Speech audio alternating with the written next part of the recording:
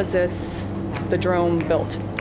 Well, it's the Jerome Grand Hotel now. It used to be the United Verde Hospital, and it was built in 1926.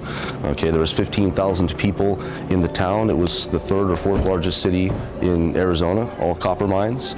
This hospital was built with 52 beds in it, so it could accommodate 52 patients. And they had a 2,000 square foot operating room, which was also the delivery room area.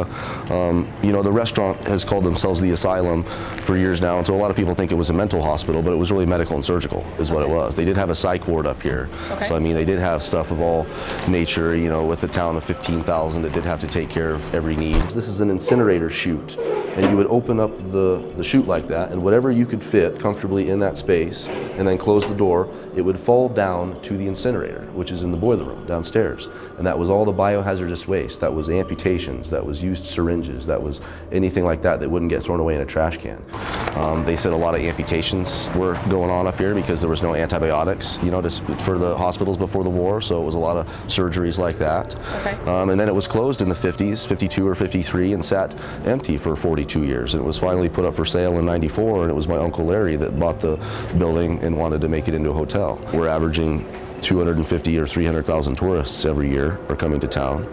And it's gotten really popular lately with the ghost hunting and all that because the Travel Channel came up here and filmed. Are our ghost adventures. The town of Jerome, Arizona has been nicknamed Ghost City because it's said the spirits outnumber the residents. Originally a mining town that produced over $1 billion in copper, gold, and silver, it attracted the greedy and the corrupt. The big town needed a hospital, mostly to deal with the mining accidents and diseases like tuberculosis.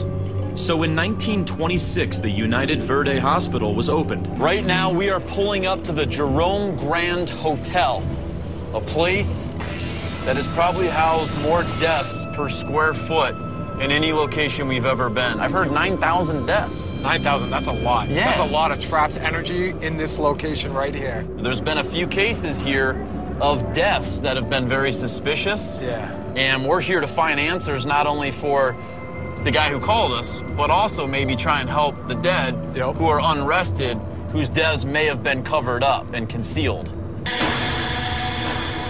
I know when we first came in, you were talking about there was a building down below.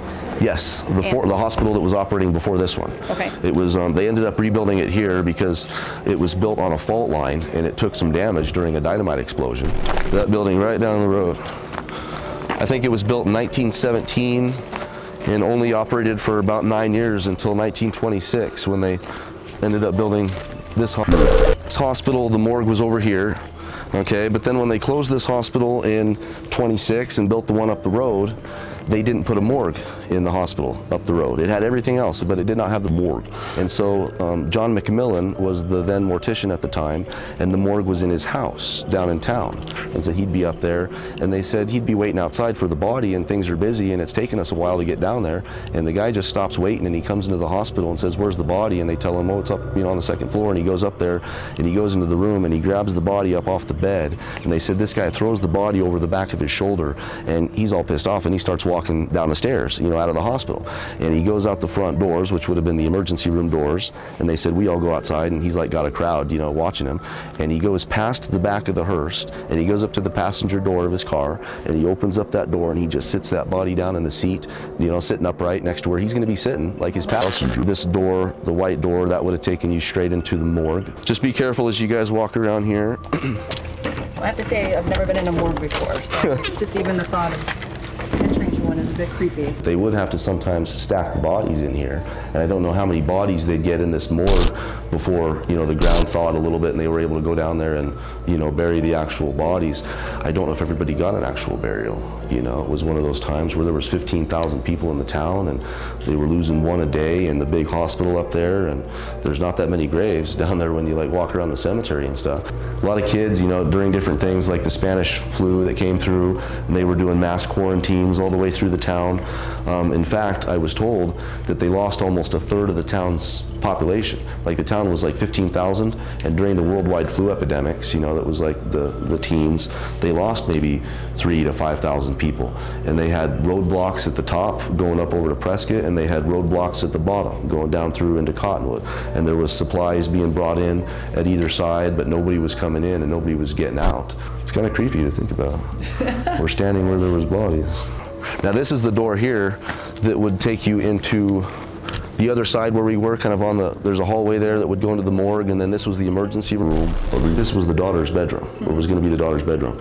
And you know, the daughter didn't have any friends, and she's up here in Jerome. There's not too many kids up here, and she's probably maybe 6, 7, 8 years old, and so had made an imaginary friend inside this building. Okay, and the dad thought, well, there's nothing wrong with that. You know, the girl doesn't have any friends. So she's playing with this imaginary friend every day after school, and the father started realizing that there was a problem when the daughter was saying, well, my friend wants me to go up onto the roof. There was also a maintenance guy named Michael that committed suicide probably 4 years ago, and he was one of the workers that was working on this building. And I think they said that, you know, there's just something about this building, you know, because he was living here and he was doing some work on it, and then just one day I think he walked down the road to the courthouse, which is just down the road a little ways, and shot himself at like 8 o'clock in the morning. This was Michael's room. If you want to walk in here, and you can see again where he is redoing the wall. He was putting that that texture up on the wall, and he was painting, and it's like he got to that point, and that was it. You can feel it. You can feel the energy a little bit. All the old tile, you know, the windows, they go up to the ceiling.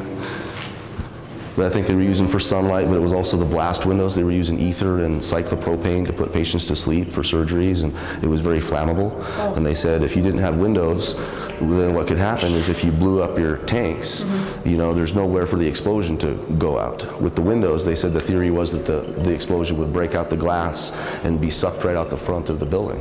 And so it would, you know, it's just crazy what they were doing back then. And what type of operations went on in here? Is this where the amputations? Probably still mostly on a lot of amputations, because there was no antibiotics. You couldn't stop infection from spreading, so they would amputate. And these mines, they go down as far as a mile deep, so they're over 5,000 feet underground, and there's over 88 miles of tunnels. And they said it was 130 to 140 degrees down there at the base of these tunnels. And you know, these guys were working in really grueling conditions and using dynamite and drills that weighed twice as much as any one person, and they were getting hurt pretty bad. And we get guests checking out every morning that have stories, sometimes a dozen rooms. You know, half of what we got up there, they check out, and they've all got stories. So.